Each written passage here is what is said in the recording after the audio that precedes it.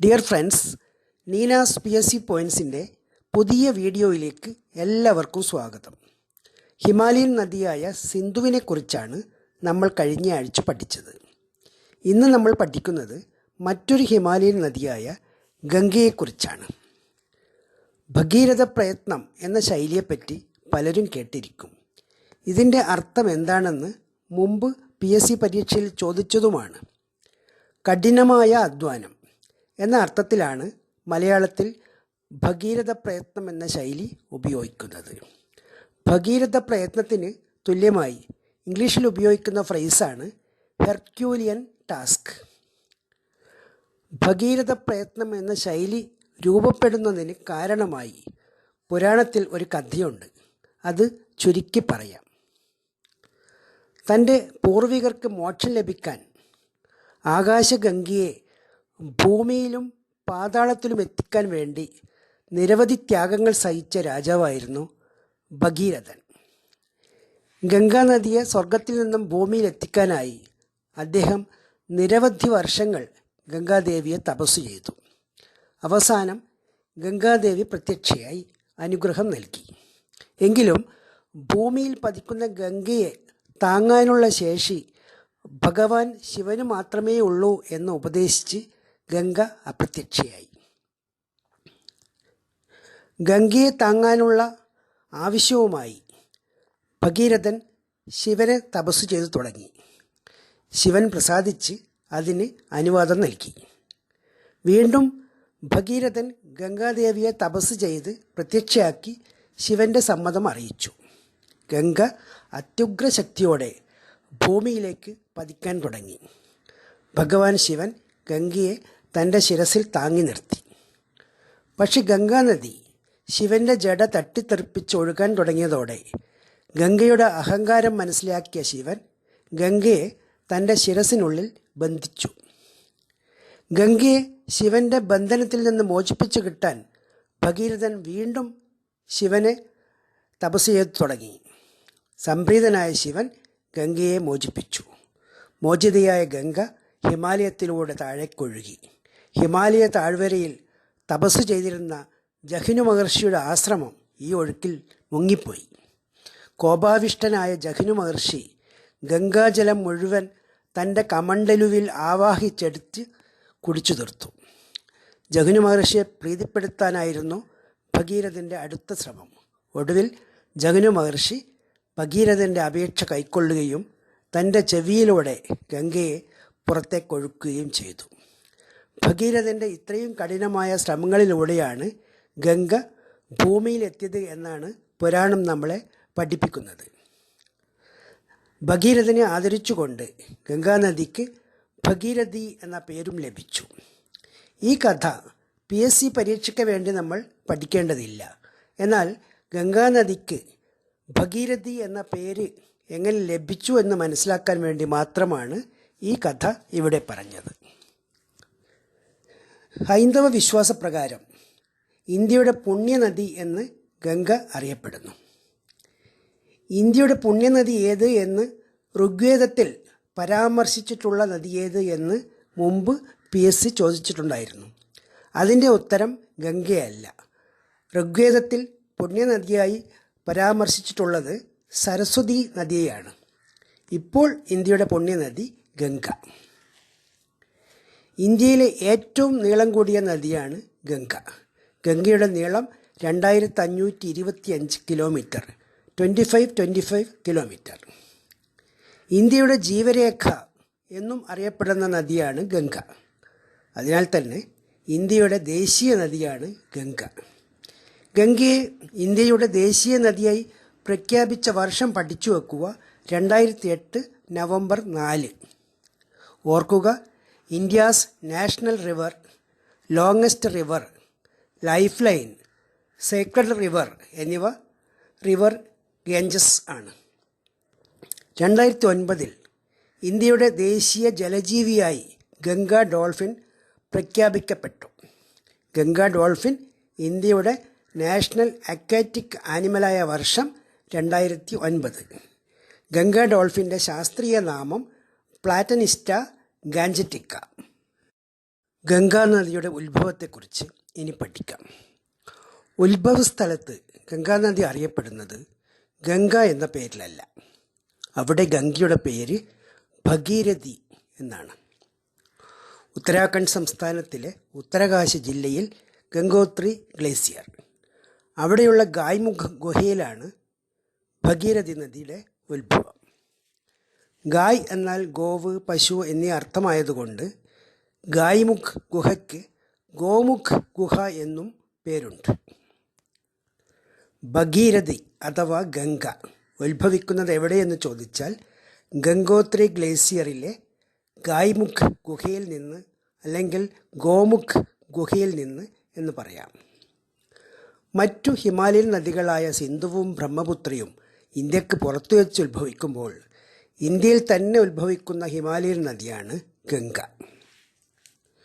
ഗായ്മുഖ് ഗുഹയിൽ ഉത്ഭവിച്ച് തെക്കോട്ടേക്ക് ഒഴുകുന്ന ഭഗീരഥി നദിയിലേക്ക് മറ്റൊരു നദി വന്നു ചേരുന്നു, അളകനന്ദ. അളകനന്ദ നദി ഉത്ഭവിക്കുന്ന സ്ഥലം അളകാപുരിയിലെ സതോപന്ത് ഗ്ലേസിയർ. അളകനന്ദയ്ക്ക് പ്രധാനമായും 4 പോഷക നദികളുണ്ട്. വിഷ്ണുപ്രയാഗ് എന്ന സ്ഥലത്ത് വെച്ച് ചേരുന്ന ധൗലിഗംഗാ നദി, നന്ദപ്രയാഗിൽ വെച്ച് നന്ദാകിനി നദി, കർണപ്രയാഗിൽ വെച്ച് പിണ്ടാർ നദി, രുദ്രപ്രയാഗിൽ വെച്ച് മന്ദാകിനി നദി എന്നീ 4 നദികൾ അളകനന്ദയിൽ വന്നു ചേരുന്നു. വിഷ്ണുപ്രയാഗിൽ വെച്ച് ധൗലിഗംഗ, നന്ദപ്രയാഗിൽ വെച്ച് നന്ദാകിനി, കർണപ്രയാഗിൽ വെച്ച് പിണ്ടാർ, രുദ്രപ്രയാഗിൽ വെച്ച് മന്ദാകിനി, ഇങ്ങനെ 4 നദികൾ. അളകനന്ദയുടെ 4 പോഷക നദികളെ ക്രമത്തിൽ ഓർക്കാൻ ഇനി പറയുന്ന കോഡ് ശ്രദ്ധിക്കുക. ധൗലി വിഷ്ണു നന്ദനന്ദ പിണ്ടകർണ മന്ദരുദ്ര. ധൗലി വിഷ്ണു നന്ദനന്ദ പിണ്ടകർണ മന്ദരുദ്ര. ധൗലി വിഷ്ണു എന്നത് ധൗലിഗംഗ വിഷ്ണുപ്രയാഗിൽ വെച്ചും, നന്ദനന്ദ എന്നത് നന്ദാകിനി നദി നന്ദപ്രയാഗിൽ വെച്ചും, പിണ്ടകർണ എന്നത് പിണ്ടാർ നദി കർണപ്രയാഗിൽ വെച്ചും, മന്ദരുദ്ര എന്നത് മന്ദാകിനി നദി രുദ്രപ്രയാഗിൽ വെച്ചും അളകനന്ദിയിൽ ചേരുന്നു എന്ന് മനസ്സിലാക്കാനാണ്. ഈ 4 നദികളും ചേർന്നതിന് ശേഷമാണ് അളകനന്ദ ഭഗീരഥി നദിയുമായി സംഗമിക്കുന്നത്. ഈ 2 നദികളും സംഗമിക്കുന്ന സ്ഥലം ഓർക്കുക, ദേവപ്രയാഗ്. അളകനന്ദയും ഭഗീരഥി നദിയും സംഗമിക്കുന്ന സ്ഥലം ദേവപ്രയാഗ്. ഭഗീരഥിയും അളകനന്ദയും ലയിച്ച ശേഷമുള്ള വിശാലമായ നദിയാണ് ഗംഗ എന്ന് അറിയപ്പെട്ടു തുടങ്ങുന്നത്. ഓർക്കുക, ഭഗീരഥിയും അളകനന്ദയും സംഗമിച്ച് ഗംഗാനദിയായി ഒഴുകാൻ ആരംഭിക്കുന്ന സ്ഥലം ദേവപ്രയാഗ്. വിഷ്ണുപ്രയാഗ്, നന്ദപ്രയാഗ്, കർണപ്രയാഗ്, രുദ്രപ്രയാഗ്, ദേവപ്രയാഗ്, ഇങ്ങനെ 5 പ്രയാഗുകൾ.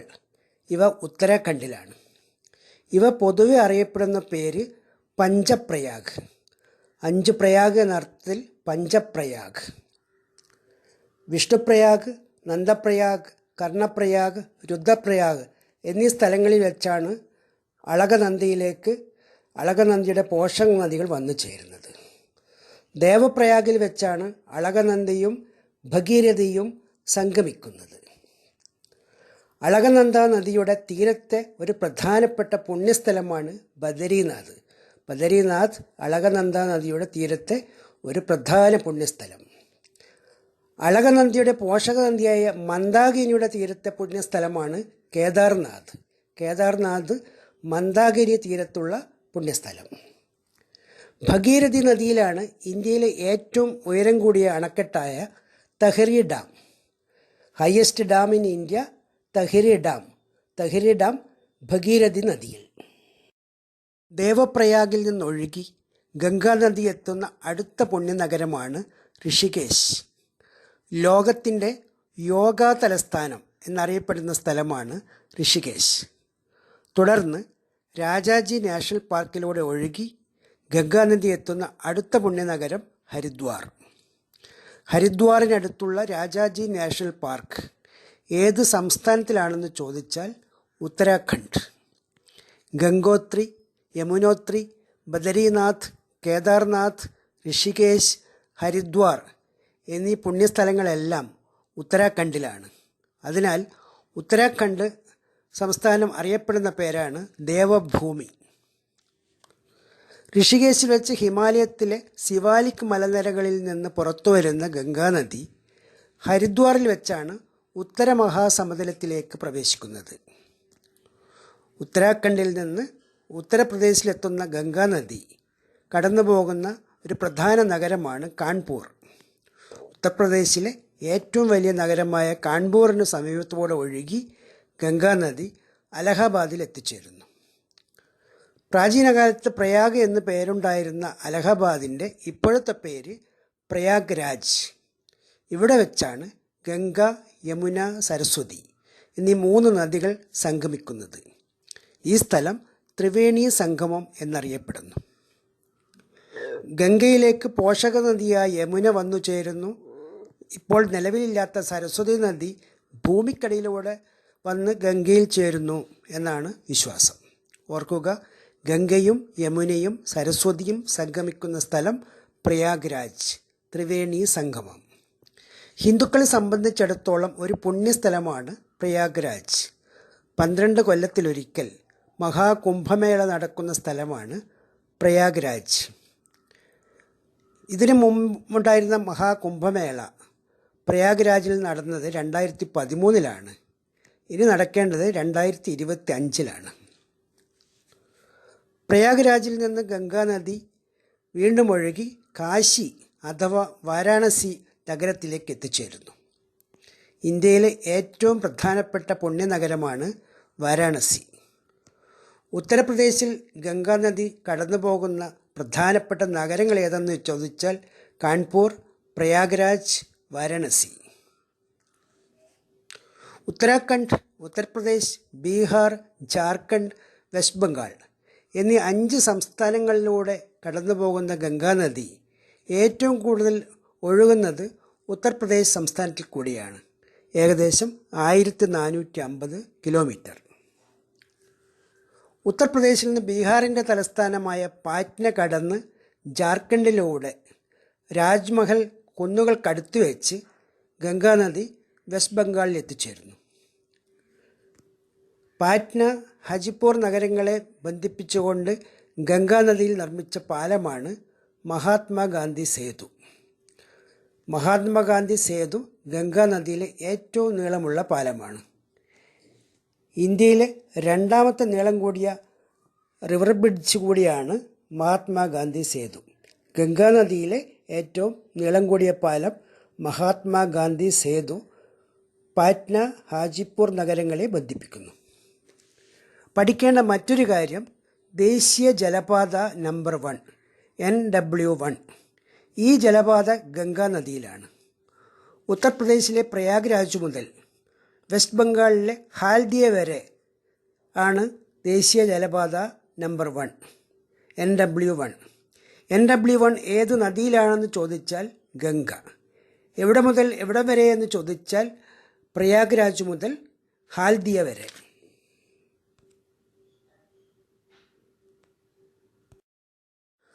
വെസ്റ്റ് ബംഗാളിലെത്തുന്ന ഗംഗാനദിക്ക് വലിയൊരു ഗതിമാറ്റമുണ്ടാകുന്ന സ്ഥലമാണ് ഫറാക്ക.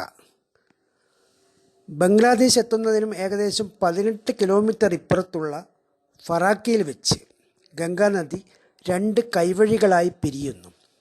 ഒരു നദി പതനസ്ഥലത്തിന് മുമ്പ് വെച്ച് ശാഖകളായി മാറുന്നതാണ് കൈവഴികൾ. ഗംഗാനദിയുടെ 2 കൈവഴികളിൽ ഇന്ത്യയിലൂടെ ഒഴുകുന്ന കൈവഴിയാണ് ഹുഗ്ലി നദി. ബംഗ്ലാദേശിലൂടെ ഒഴുകുന്ന കൈവഴി പത്മ നദി. ഓർക്കുക, ഭഗീരഥി ഹുഗ്ലി എന്നും അറിയപ്പെടുന്ന ഹുഗ്ലി നദി കൊൽക്കത്ത, ഹൗറ, ഹാൽദിയ നഗരങ്ങളിലൂടെ ഒഴുകി സാഗർ ഐലൻഡിന് സമീപം വെച്ച് ബംഗാൾ ഉൾക്കടലിൽ പതിക്കുന്നു. കൊൽക്കത്തയെയും ഹൗറയെയും ബന്ധിപ്പിക്കുന്ന ഹൗറ പാലം ഹുഗ്ലി നദിയിലെ ഒരു പ്രധാനപ്പെട്ട പാലമാണ്. ഹൗറ പാലത്തിൻ്റെ ഇപ്പോഴത്തെ പേര് രവീന്ദ്ര സേതു എന്നാണ്. ഹുഗ്ലി നദിയിലെ മറ്റു പ്രധാനപ്പെട്ട പാലങ്ങളാണ് വിദ്യാസാഗർ സേതു, വിവേകാനന്ദ സേതു, നിവേദിത സേതു എന്നിവ. ഫറാക്കിൽ വെച്ച് ഗംഗാനദിയുടെ ഒരു കൈവഴി ഹുഗ്ലി നദി, രണ്ടാമത്തെ കൈവഴി ബംഗ്ലാദേശിലൂടെ ഒഴുകുമ്പോൾ പേര് മാറിയ പത്മ നദി. ഗംഗാനദിക്ക് ബംഗ്ലാദേശിലെ പേര് എന്തെന്ന് ചോദിച്ചാൽ പത്മ. ബ്രഹ്മപുത്ര നദിക്കും ബംഗ്ലാദേശിൽ മറ്റൊരു പേരാണ് ജമുന. ബംഗ്ലാദേശിൽ വെച്ച് പത്മയും ജമുനയും സംഗമിച്ച് ഒറ്റ നദിയാകുമ്പോൾ പുതിയ പേര് ലഭിക്കുന്നു, മേഘ്ന. പത്മയും ജമുനയും ചേർന്നുള്ള ഒറ്റ നദി മേഘ്ന. മേഘ്ന നദി പിന്നെയും ഒഴുകി ബംഗാൾ ഉൾക്കടലിൽ പതിക്കുന്നു. ഗംഗാനദി കൈവഴികൾക്ക് രൂപം കൊടുക്കുന്ന ഫറാക്കയിൽ ഇന്ത്യ ഒരു അണക്കെട്ട് നിർമ്മിച്ചിട്ടുണ്ട് 1975. ഇന്ത്യയും ബംഗ്ലാദേശും തമ്മിൽ ഗംഗാജലം പങ്കിടുന്നത് സംബന്ധിച്ച് അക്കാലം മുതലേ വലിയ തർക്കങ്ങൾ ഉണ്ടായിട്ടുണ്ട്. അതിന് പരിഹാരം കാണാൻ 1996 ഇന്ത്യയും ബംഗ്ലാദേശും ഒപ്പിട്ട കരാറാണ് ഗംഗ വാട്ടർ ട്രീറ്റി. അന്ന് ഇന്ത്യയുടെ പ്രധാനമന്ത്രി HD ദേവഗൗഡയും ബംഗ്ലാദേശ് പ്രധാനമന്ത്രി ഷെയ്ഖ് ഹസീനയുമായിരുന്നു. ഗംഗ വാട്ടർ ട്രീറ്റി നടപ്പിലായ വർഷം 1996. ഇത് 30 വർഷത്തേക്കുള്ള ഒരു കരാറാണ്. ഗംഗയുടെ പോഷക നദികൾ. ഒരു വലിയ നദിയിലേക്ക് ഒഴുകിയെത്തുന്ന ചെറുനദികളെയാണ് പോഷക നദികൾ എന്ന് വിളിക്കുന്നത്. ഏറ്റവും കൂടുതൽ പോഷക നദികളുള്ള ഇന്ത്യൻ നദിയാണ് ഗംഗ. ഹിമാലയ പ്രദേശത്തു നിന്നും ഉപദ്വീപീയ പീഠഭൂമിയിൽ നിന്നും പോഷക നദികൾ ഗംഗയിൽ വന്നു ചേരുന്നു. ഗംഗ കിഴക്കോട്ടേക്കൊഴുകുന്ന നദിയായതുകൊണ്ട് ഗംഗാനദിയുടെ വലതുഭാഗം എന്ന് പറയുന്നത് തെക്കു ഭാഗമാണ്, അതായത് ഉപദ്വീപീയ പീഠഭൂമിയുടെ ഭാഗം. ഗംഗയുടെ ഇടതുഭാഗം എന്ന് പറയുന്നത് വടക്കു ഭാഗമാണ്, അതായത് ഹിമാലയ പ്രദേശങ്ങൾ.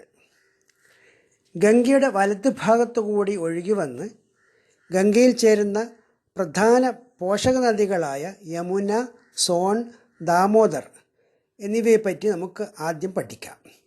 ആദ്യമായി യമുന. പുരാണത്തിൽ കാളിന്തി എന്നു പേരുള്ള യമുന. യമുനയെ ചിലർ ജമുന എന്നും വിളിക്കാറുണ്ട്. യമുനയുടെ ഉത്ഭവസ്ഥലം ഗംഗോത്രി ഗ്ലേസിയറിന് ഏകദേശം 40 കിലോമീറ്റർ പടിഞ്ഞാറ് ഭാഗത്തുള്ള യമുനോത്രി ഗ്ലേസിയർ. ഉത്തരാഖണ്ഡ്, ഹിമാചൽ പ്രദേശ്, ഡൽഹി, ഹരിയാന, ഉത്തർപ്രദേശ് എന്നിവിടങ്ങളിലൂടെ ഒഴുകി യമുന പ്രയാഗ്രാജിൽ വെച്ച് ഗംഗാനദിയിൽ ചേരുന്നു. ഗംഗയുടെ ഏറ്റവും വലിയ പോഷക നദിയാണ് യമുന. യമുനയുടെ നീളം 1376 കിലോമീറ്റർ. യമുനയുടെ പ്രധാനപ്പെട്ട പോഷക നദികൾ ചമ്പൽ, ബെത്വ, ടോൺസ്, കെൻ എന്നിവ. യമുന നദിക്കരയിലെ പ്രധാനപ്പെട്ട നഗരങ്ങൾ ഡൽഹി, നോയിഡ, മധുര, ആഗ്ര എന്നിവ. രാജ്ഘട്ട് ഏത് നദിയുടെ തീരത്താണ് എന്ന് മുമ്പ് PSC ചോദിച്ചിട്ടുണ്ട്. ഡൽഹിയിലെ ഏത് മന്ദിരങ്ങളെപ്പറ്റി ചോദിച്ചാലും നദീതീരം യമുന തന്നെയാണ്. രാജ്ഘട്ട് യമുനാ തീരത്താണ്, ഡൽഹി യമുനാ തീരത്താണ്. താജ്മഹൽ ഏത് നദീതീരത്താണ് എന്നത് മറ്റൊരു PSC ചോദ്യമാണ്. താജ്മഹൽ ആഗ്രയിലാണ്. ആഗ്ര യമുനാ തീരത്തായതിനാൽ താജ്മഹലും യമുനാ തീരത്താണ്. മധുര ശ്രീകൃഷ്ണ ജന്മഗൃഹം എന്ന് വിശ്വസിക്കപ്പെടുന്ന നഗരമാണ് മധുര. MATHURA. മധുര യമുനാ നദിക്കരയിലാണ്. അടുത്തത് സോൺ നദി. സോൺ നദിയുടെ ഉത്ഭവം മധ്യപ്രദേശ് ഛത്തീസ്ഗഡ് അതിർത്തിയിലുള്ള അമർകണ്ടക്കിലാണ്. ഛത്തീസ്ഗഡ്, മധ്യപ്രദേശ്, ഉത്തർപ്രദേശ്, ബീഹാർ എന്നിവയിലൂടെ ഒഴുകി പാറ്റ്നയിൽ വെച്ച് സോൺ നദി ഗംഗയിൽ ചേരുന്നു. സോൺ നദിയിലെ ഒരു പ്രധാന അണക്കെട്ടാണ് ബൻസാഗർ ഡാം. സോൺ നദിയുടെ പ്രധാന പോഷക നദികൾ ബനാസ്, ഗോപത്, റിഹാന്ദ്, കോയൽ. റിഹാന്ദ് നദിയിലെ ഒരു പ്രധാനപ്പെട്ട അണക്കെട്ടാണ് ഗോവിന്ദ് വല്ലഭ പന്ത് സാഗർ. ഗോവിന്ദ് വല്ലഭ പന്തിൻ്റെ സ്മരണയിലുള്ള ഒരു ഡാമാണ് ഗോവിന്ദ് വല്ലഭ പന്ത് സാഗർ. ഉപദ്വീപീയ പീഠഭൂമിയിൽ നിന്ന് ഗംഗയിലേക്ക് എത്തുന്ന ഏറ്റവും വലിയ പോഷക നദി ഏതെന്ന് ചോദിച്ചാൽ സോൺ. അടുത്തത് ദാമോദർ നദി. ഛോട്ടാ നാഗ്പൂർ പീഠഭൂമിയിൽ നിന്ന് ഉത്ഭവിക്കുന്ന നദിയാണ് ദാമോദർ. ദാമോദർ നദിയുടെ തീരത്തെ പ്രധാന നഗരങ്ങൾ ബൊക്കാറോ, അസൻസോൾ, ദുർഗാപൂർ, വർദ്ധമാൻ എന്നിവ. ഇന്ത്യയിലെ ആദ്യത്തെ വിവിധോദ്ദേശ പദ്ധതി നടപ്പാക്കിയത് ദാമോദർ നദിയിലാണ്. ജാർഖണ്ഡിൽ നിന്ന് വെസ്റ്റ് ബംഗാളിൽ എത്തുന്ന ദാമോദർ നദി ലയിക്കുന്നത് നേരിട്ട് ഗംഗാനദിയിലേക്കല്ല, ഗംഗയുടെ കൈവഴിയായ ഹുഗ്ലി നദിയിലാണ്. വെള്ളപ്പൊക്കം ഉണ്ടാക്കുന്നതിനാൽ ബംഗാളിൻ്റെ ദുഃഖം എന്നറിയപ്പെടുന്ന നദിയാണ് ദാമോദർ നദി. ഗംഗയുടെ ഇടതുഭാഗത്തെ പോഷക നദികൾ. ഹിമാലയത്തിൻ്റെ ഭാഗത്തു നിന്ന് ഉത്ഭവിച്ചു വരുന്നവയാണ് ഗംഗയുടെ ഇടതുഭാഗത്തെ പോഷക നദികൾ. ഇവയിൽ പ്രധാനപ്പെട്ടവയാണ് രാംഗംഗ, ഗോമതി, ഗാഗ്ര, ഗണ്ഡകി, കോസി എന്നിവ. ആദ്യമായി രാംഗംഗ. ഉത്തരാഖണ്ഡിലെ ദുധാതോലി റേഞ്ചിൽ നിന്നാണ് രാംഗംഗ ഉത്ഭവിക്കുന്നത്. ഉത്തരാഖണ്ഡിലുള്ള ജിം കോർബറ്റ് നാഷണൽ പാർക്കിലൂടെ ഒഴുകുന്ന നദിയാണ് രാംഗംഗ.